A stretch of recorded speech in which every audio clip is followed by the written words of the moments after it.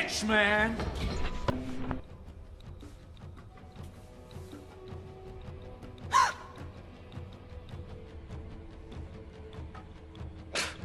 How's it going, guys? On this episode of On the Set for October Horrorfest, I'm taking a look at Evil Dead 2.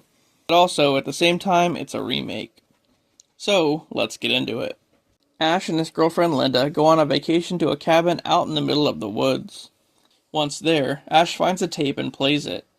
The tape belonged to an archaeologist who unearthed a book covered in human skin called the Necronomicon during one of his excavations.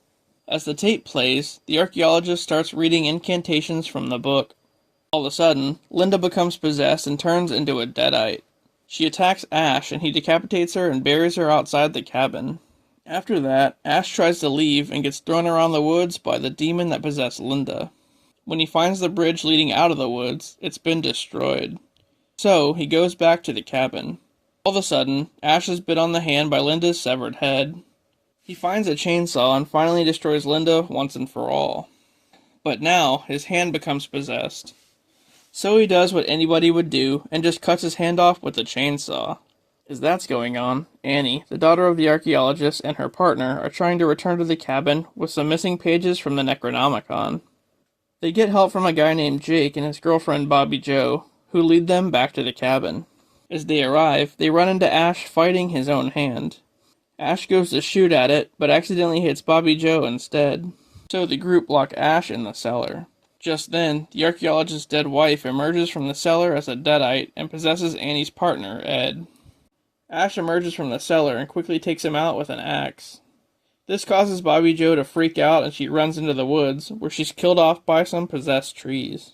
Then, Annie reads from the Necronomicon and learns that it speaks of a hero with a bladed hand, and a ritual that could send the evil away through a portal. Annie acknowledges Ash as that hero. But before they can start the ritual, Jake holds them at gunpoint, wanting to find out where his girlfriend went.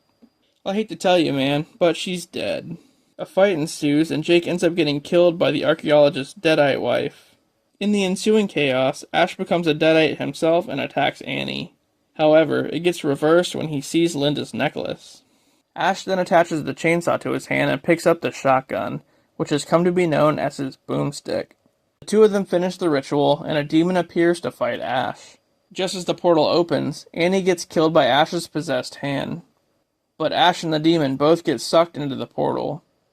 Suddenly, Ash ends up in the Middle Ages. After killing a deadite, he's labeled a hero by a group of knights, and Ash realizes that he is, in fact, the hero from the book. The end. Well, this one was even better than the original. It seems like a modified version of the same story, but that's okay. It's part 2, but really, it's a remake. Now, Ash is in the Middle Ages, so let's see what happens next.